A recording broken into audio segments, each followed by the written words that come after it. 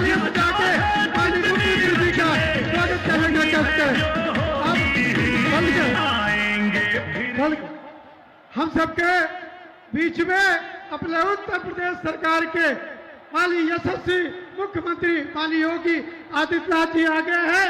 अब मैं उनका अपने जिलाध्यक्ष गिरीश जी से मंत्री हमारे जो राज्य सरकार के मंत्री हैं कि 2 मिनट में स्वागत करने का कष्ट है।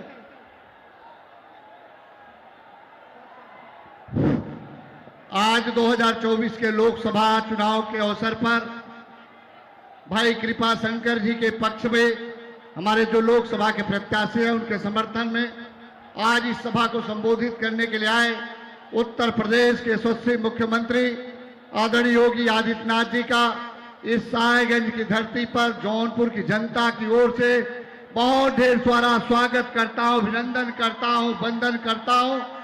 निश्चित रूप से आज ये 2024 के लोकसभा के चुनाव में जौनपुर की जनता ने इस बात को मन मना लिया महाराज जी कि इस बार जौनपुर में 73 लोकसभा में कमल का फूल खिलाकर दिल्ली में भाई कृपा शंकर जी को भेजेंगे। इस बात का जौनपुर की जनता ने मन मना लिया। आज के इस अवसर पर मैं ज्यादा कुछ नहीं कहना चाहता हूं। हम अपने जनता जनार्दन से आग्रह निवेदन करना चाहता हूं, ये अभी घर घर जाके लोगों के बीच भारतीय जनता पार्टी की वैचारिक विचारधारा को बताकर और केंद्र सरकार और प्रदेश सरकार ने जो काम किया है उन सबको बताकर आने वाली 25 तारीख के दिन कमल के सामने वाली बटन दबाकर भाई कृपा शंकर जी को लोकसभा में भेजिए। यही आग्रह निवेदन के साथ अपनी बात समाप्त करता हूं। धन्यवाद। अपने 73 लोकसभा के लोकप्रिय प्रत्याशी आदरणीय कृपा शंकर सिंह जी आग्रह करता हूं, आप 2 मिनट में अपनी बात समाप्त करें।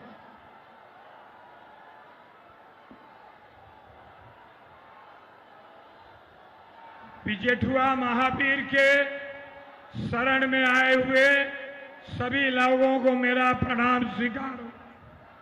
भगवान की कृपा से आप यहां पर योगी आदित्यनाथ जी जिनका ताप प्रताप आप जानते हैं, परम पूज्य योगी आदित्यनाथ जी महाराज आपके जौनपुर के सम्माननीय उत्तर प्रदेश सरकार के मंत्री गिरीश चंद्र यादव जी, स्थानीय विधायक श्री रमेश सिंह जी, बदलापुर के विधायक सम्मानीय रमेश मिश्र जी, जिला के यशस्वी अध्यक्ष माननीय पुष्पराज सिंह जी, उपस्थित सुरेंद्र प्रताप सिंह, बांकेलाल सोनकर और सभी भारतीय जनता पार्टी के सम्मानित पदाधिकारी, हमारे सत्यपाल सैनी जी आए हुए हैं।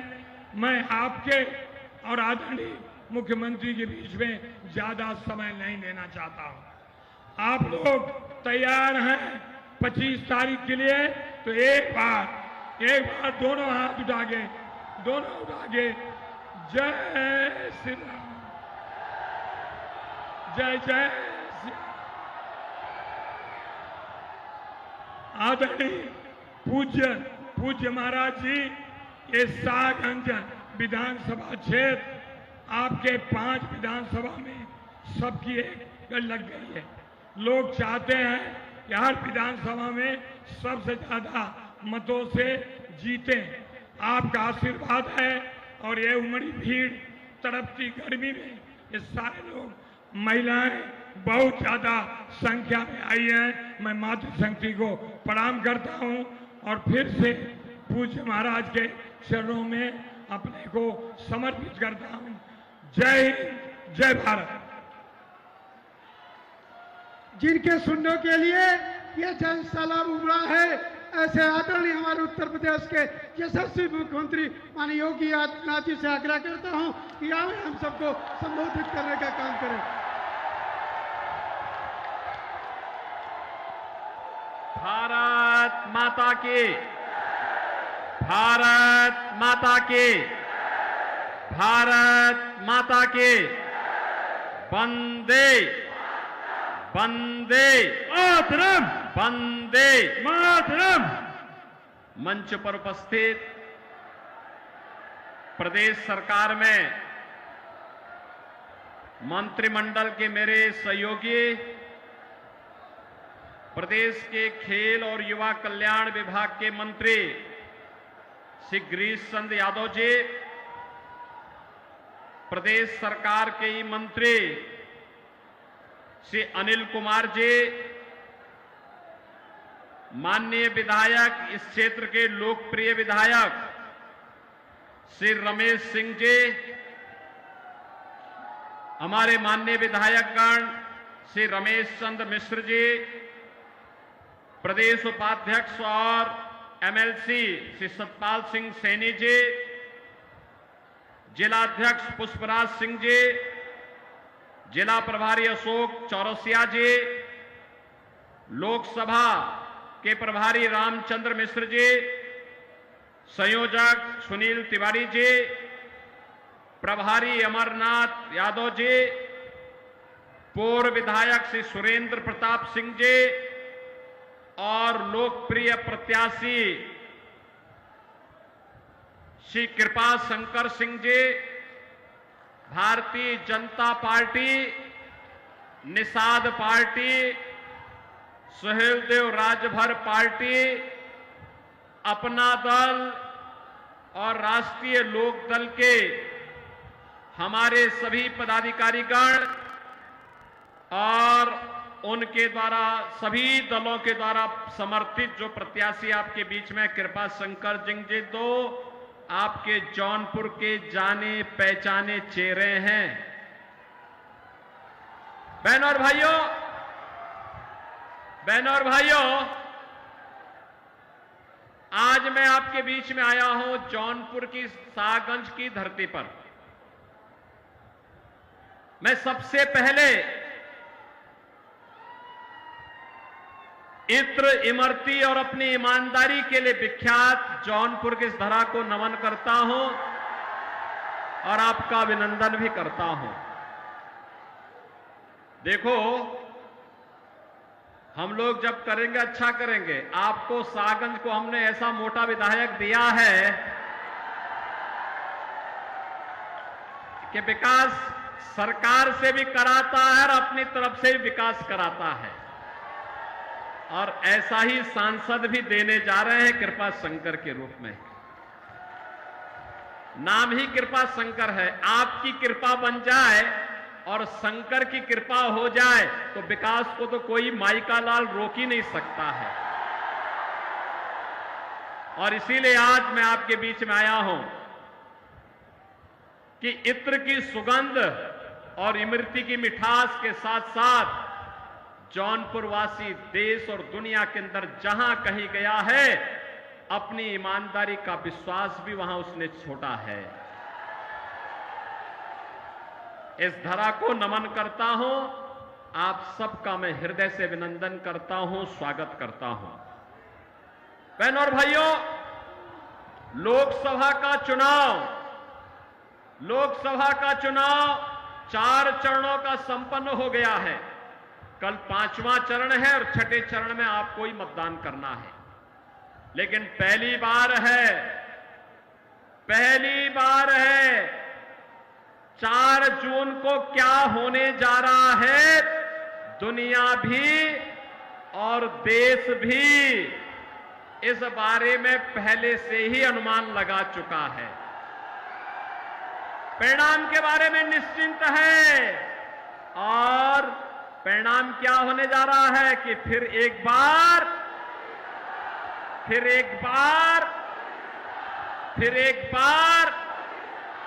और अब की बार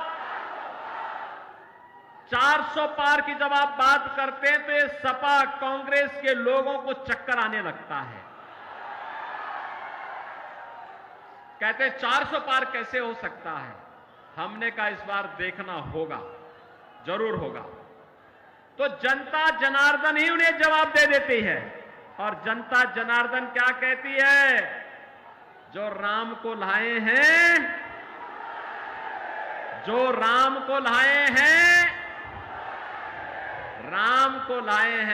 बहनों और भाइयों, भारत के इतिहास की सबसे महत्वपूर्ण घटना, जो दुनिया के लिए असंभव था, जो कांग्रेस के लिए असंभव था, जो समाजवादी पार्टी के लिए असंभव था, मोदी जी ने संभव बनाया। 500 वर्षों का इंतजार समाप्त करवा करके अयोध्या में रामलला को विराजमान करवा दिया।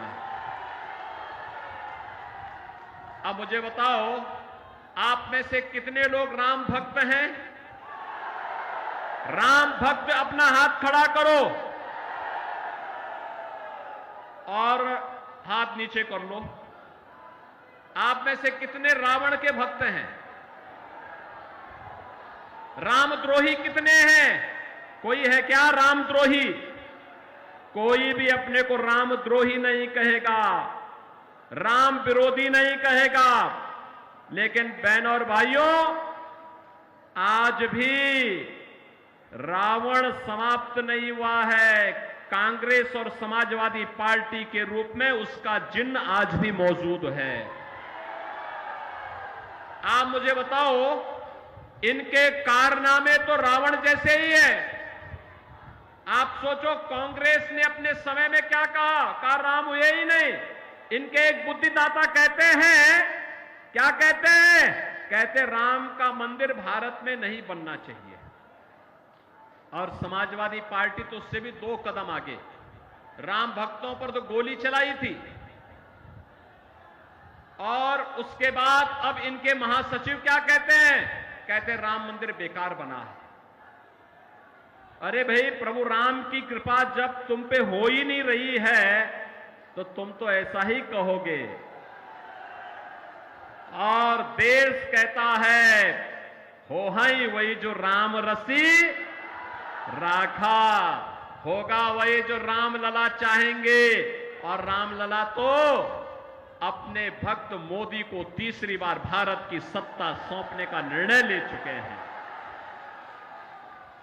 और इसलिए बहनों और भाइयों, ये चुनाव तो राम भक्तों के बीच में और रामद्रोहियों के बीच में है। एक तरफ रामद्रोही है, ये लोग देश के खिलाफ विद्रोह कर रहे हैं। गरीबों के साथ, महिलाओं के साथ, नौजवानों के साथ, किसानों के साथ, व्यापारी के साथ, बेटी के साथ, इन सब के साथ इन्होंने द्रोह किया। इनके हकों पे डकैती डाली। इनके समय में गरीब भूख से मरता था, बेटी और व्यापारी सुरक्षित नहीं थी, देश के अंदर जगह जगह आतंकी वारदातें होती थी। और जब आतंकवाद पर हम इनके खिलाफ बोलते थे कि भाई ये आतंकवाद की समस्या का समाधान करो, तो कहते थे हम क्या करें, लाचार होते थे। कहते थे आतंकवादी तो सीमा पार के हैं। बहनों और भाइयों, आज आतंकवाद समाप्त, देश की सीमाएं सुरक्षित, दुनिया के अंदर भारत का सम्मान बढ़ा है। अब तो पटाखा भी जोर से फट जाए ना तो पाकिस्तान सफाई देता कि भैया मेरा हाथ नहीं है, मुझे माफ करना, मैं इसके पीछे नहीं हूं। भय बिनु होई न प्रीति। ये पाकिस्तान जो आज बोली उसकी बदल गई है, उसे मालूम है ये नया भारत है, मोदी का भारत है। छेड़ता नहीं है, लेकिन कोई छेड़ता है तो उसको छोड़ता भी, घर में घुस करके मारता है, घर में घुस करके। ऐसे ही आप देखो, ये समाजवादी पार्टी के मुखिया क्या क्या बातें करते हैं भैया, आप देख रहे हो ना इनके हाल। यानी राम भक्तों पर गोली चलाते थे, लेकिन आतंकवादियों को, जिन्होंने काशी में संकट मोचन मंदिर पर हमला किया, अयोध्या में राम जन्मभूमि पर आतंकी हमला किया, उन आतंकवादियों के मुकदमों को ये वापस लेते हैं। राम भक्त कल्याण सिंह जी जो प्रदेश के पूर्व मुख्यमंत्री थे, उनकी मृत्यु होती है, संवेदना के एक भी शब्द नहीं। और अभी पूर्वांचल का एक दुर्दांत माफिया मरा था, उसके घर मातम मनाने के लिए चले गए। माफिया और समाजवादी पार्टी का चोली दामन का संबंध है, ये अलग हो ही नहीं सकता है। और इसीलिए हमने भी तय किया है भगवान राम का प्रणता निस्सरहीन करो मई भुज उठाए प्रणकीन हमने भी तय किया है। उत्तर प्रदेश की धरती से भारत विरोधी रामद्रोही और ये जो माफिया गरीबों का खून चूसते थे, इनको पूरी तरह हटा करके रहेंगे, पूरी तरह समाप्त करके रहेंगे। और इसीलिए आज मैं आया हूं आपसे कहने के लिए, हर राम भक्त भाजपा के पक्ष में है, हर राष्ट्र भक्त भाजपा के पक्ष में है। और बहनों और भाइयों, एक तरफ मोदी जी के द्वारा किया गया काम, highway, railway, airport, IIT, IIM, AIIMS, दुनिया का सबसे अच्छा कैंसर हॉस्पिटल आपके वाराणसी में खुल चुका है। मुंबई अब नहीं जाने की आवश्यकता है। ऐसे ही ये गिरीश यादव, रमेश सिंह, रमेश मिश्रा, ये सभी लोग जब मेरे पास आए, इन लोगों ने कहा कि हमारा जौनपुर का मेडिकल कॉलेज चालू हो। बहनों और भाइयों, मुझे बताते हुए प्रसन्नता है, जौनपुर का मेडिकल कॉलेज चालू हो गया। हमने कहा जितना पैसा लगेगा हम देंगे, लेकिन इसको बंद नहीं होने देंगे। अभी देखो ना, शाहगंज में रमेश सिंह यहां इथेनॉल का प्लांट भी लगा दिए और यहां पे सैकड़ों लोगों को नौकरी मिलेगी। और मैं तो उनसे कहूंगा उसके बगल में एक आईटीआई खोल दीजिए, इथेनॉल प्लांट के लिए एक ट्रेड उसमें दे दीजिए। आप देखना यहां के लोग दुनिया के अंदर नौकरी भी प्राप्त करेंगे। और जब यहां निवेश होगा, अब हम औद्योगिक निवेश की नई गति को आगे बढ़ा रहे हैं, क्योंकि अब यूपी में दंगा नहीं होता, कर्फ्यू नहीं लगता। दंगाई और कर्फ्यू वाले सब, दंगाई और कर्फ्यू लगाने वाले सभी लोगों की राम नाम सत्य की यात्रा निकल गई है। और इसलिए बहनों और भाइयों, मैं आपसे कहने के लिए आया हूं, आपसे एक ही बात कहने के लिए आया हूं कि ये जो भाजपा ने विधायक बनाए हैं, ये विधायक, इस सांसद के प्रत्याशी, ये सभी इतना विकास कराएंगे, इतना विकास कराएंगे, आप मांगते मांगते थक जाएंगे और दुनिया आपके पास नौकरी मांगने के लिए आएगी जौनपुर में। बहनों और भाइयों, मैं आज इसीलिए आपके पास आया हूं। ये कांग्रेस, ये समाजवादी पार्टी और कांग्रेस का जो इंडी गठबंधन है, ये जब भी एकजुट हुआ है, खतरे की घंटी का संकेत होता है। याद करिए, मैं एक घटना नहीं बता रहा हूं। अयोध्या में जब आतंकी हमला हुआ था, तब प्रदेश में समाजवादी पार्टी की सरकार थी और केंद्र में कांग्रेस की सरकार थी। जब संकट मोचन मंदिर पर आतंकी हमला हुआ था, तब भी ये दोनों लोग सरकार में थे। जब अयोध्या, वाराणसी और लखनऊ की कचहरियों पर हमला हुआ था, तब भी ये दोनों सरकार में थे। और लगातार देश संकट में गिरता है, गरीब मारा जाता है, आम नागरिक की सुरक्षा खतरे में पड़ती है। और जब भाजपा सरकार में होती है, आतंकवाद का नेस्तनाबूद होता है और हर गरीब गांव, गरीब कमजोर किसान, नौजवान सबको सरकार की योजना का लाभ मिलता है। बेटी और व्यापारी सुरक्षित होती है। आपने देखा होगा, आप मुझे बताओ, समाजवादी पार्टी की सरकार में सारा राशन इनके गुंडे खा जाते थे। आज तो देश के अंदर 80 करोड़ लोग फ्री में राशन प्राप्त कर रहे हैं ना। 60 करोड़ लोगों को आयुष्मान भारत में 5 लाख रुपए का कार्ड दिया जा चुका है हर वर्ष। और एक व्यवस्था और कर दी गई, यहां पे हमारा विधायक, पूर्व विधायक, सांसद, पूर्व सांसद या कोई पदाधिकारी या पीड़ित भी अगर एक पत्र मुझे लिख देता है कि मैं बीमार हूं, उपचार की व्यवस्था नहीं हो पा रही है, पैसा उपचार में ज्यादा खर्च हो रहा है, मैं कहता हूं एस्टिमेट भेजो। डीएम से कहता हूं तीसरे दिन आप इसकी रिपोर्ट भेज दीजिए और उसके अकाउंट में सीधे पैसा भेज देते हैं। इनके समय में दम तोड़ के, गरीब दम तोड़ के तड़प तड़प के मर जाता था। कोई पुरस्कार नहीं था, कोई पुरस्कार नहीं था। 12 करोड़ किसान सम्मान निधि का लाभ प्राप्त कर रहे हैं। 12 करोड़ गरीबों के घर में शौचालय बन गए हैं। 10 करोड़ गरीबों के घर में रसोई गैस का सिलेंडर पहुंच गया है। और हमने तो व्यवस्था की है, दाल ही नहीं, तड़के वाली दाल देंगे, अब तो हमने व्यवस्था की है, होली और दीपावली को फ्री में रसोई गैस का सिलेंडर, भरा हुआ सिलेंडर दे रहे हैं। 4 करोड़ गरीबों के मकान बन गए और मोदी जी ने घोषणा की है 70 वर्ष से ऊपर के जितने भी गरीब होंगे, जितने भी बुजुर्ग होंगे, जो भी होगा बुजुर्ग, उसको हर वर्ष 5 लाख रुपए स्वास्थ्य बीमा का मिलेगा, स्वास्थ्य के लिए फ्री में उपचार। और बाकी जितने गरीब मकान के लिए बचे होंगे, अभी से सूची तैयार करिए, सबको एक एक मकान मिलेगा। नल भी है, हर घर में नल भी है और नल में जल भी आ रहा है, इसकी व्यवस्था भी पुख्ता कर दी गई है। और इसलिए बहनों और भाइयों, हम सब आपके बीच आए हैं। ये कांग्रेस और समाजवादी पार्टी एक खतरनाक मंशा से आपके बीच आई है। इनकी खतरनाक मंशा सुने क्या आप? क्या ये है, सबसे पहले इनकी, अब देखो ये नारे लगाते थे, झूठ बोलते हैं बहुत,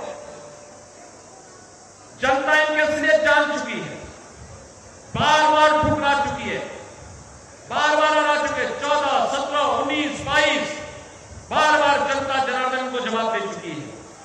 और अब तो एक खतरनाक मंशा के साथ ये लोग आए हैं। खतरनाक मंशा क्या है इनका? ये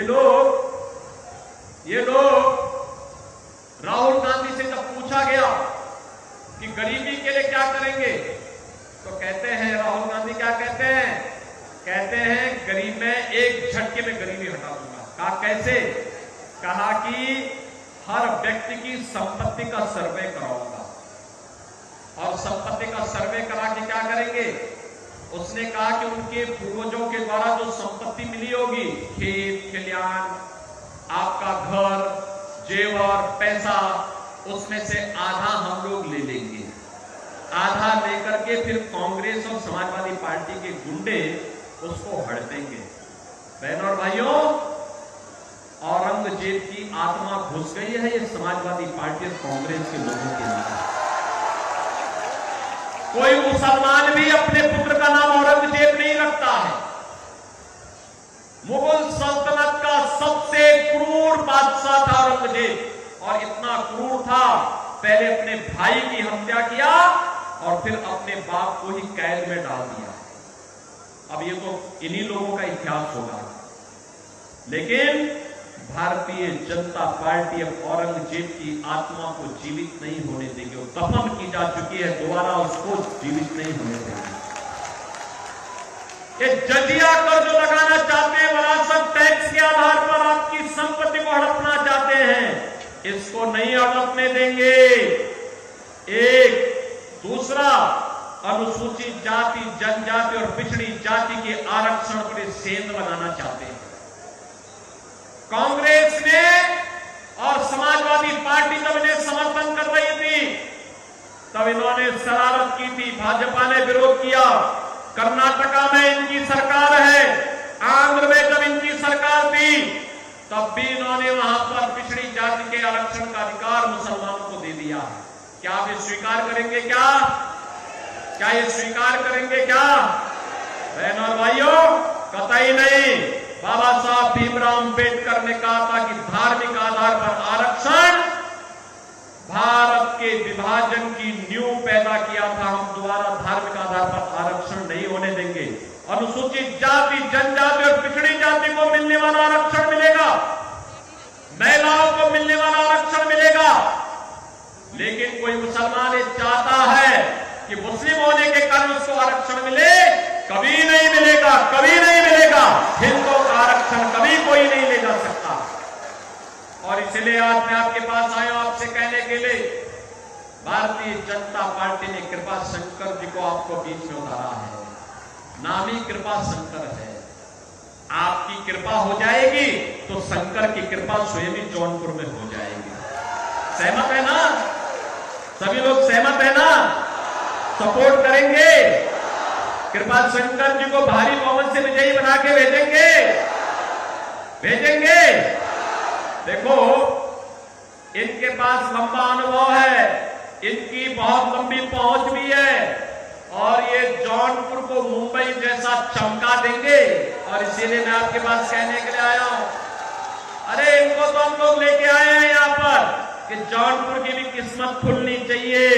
हमारा जौनपुर जो पहले इत्र और इमरती के लिए विख्यात था, अपनी ईमानदारी के लिए विख्यात था, देश के कई वैज्ञानिक इस हमारे जौनपुर ने दिए हैं। आखिर इस जौनपुर के विकास पर काली ग्रहण समाजवादी पार्टी और कांग्रेस ने जो लगाया है, इससे उभारने की आवश्यकता है। इसीलिए हमने उनसे कहा कि चलो जौनपुर में अब आपकी जन्मभूमि है, जननी और जन्मभूमि से बढ़कर के कुछ नहीं हो सकता है। आप आइए, वहां के विकास के साथी बनिए, और इसीलिए इनको यहां लेके आए हैं। आप इनको जिता के भेजेंगे, आपका आशीर्वाद, वोट रूपी आशीर्वाद मिलेगा। मोदी जी को तीसरा कार्यकाल मिलेगा ना, तो देश की आवाज है कि जो राम को लाए हैं उनको लाएंगे। आप भी लाएंगे, यहां से कृपा शंकर को लेके आ जाएंगे ना। कृपा शंकर सिंह जी भारी बहुमत से विजयी बनकर के जाएंगे। दोनों हाथ ला करके बोलो, जहां तक आवाज जा रही है। गर्मी है भैया, तो गर्मी में कितना होना ही है। दोनों हाथ ला करके बोलो, दोनों हाथ ला करके मेरे सामने बोलो, जिताएंगे। कृपा शंकर जी भारी बहुमत से विजयी बनकर के जाएंगे। लेकिन इसके लिए आपको घर घर जाना होगा, कमल खिलाना होगा। सहमत हैं? सभी लोग सहमत हैं? अगर आप सहमत हैं तो फिर मैं भी आपके साथ सहमत हूं। आप जितना भी वोटों से जिताएंगे, सुरक्षा और विकास की उतनी बड़ी जिम्मेदारी हमारे ऊपर भी आ जाएगी। सब लोग सहमत है ना? अब कोई दिक्कत तो नहीं है ना? कहीं कोई समस्या, कोई दिक्कत? तो फिर 25 मई को चुनाव के दिन पहला काम मतदान, और फिर सहमत है? करेंगे, घर घर जाएंगे, कमल खिलाएंगे। जिन लोगों ने पानी के लिए तरसाया था उनकी जमानत जब्त करवाएंगे। जिन्होंने राम मंदिर का विरोध किया उनकी जमानत जब्त करवाएंगे। जो आतंकवाद और नक्सलवाद के समर्थक हैं उनकी जमानत जब्त करवाएंगे। जिन लोगों ने अराजकता और दंगाइयों और कर्फ्यू लगाने वालों का समर्थन किया है उनकी जमानत जब्त कराएंगे। जो राम भक्तों का अपमान करते हैं और माफियाओं के मरने पर मातम मनाते हैं, उन लोगों की जमानत जब्त करवाएंगे। तो फिर मेरे साथ बोलेंगे, भारत माता की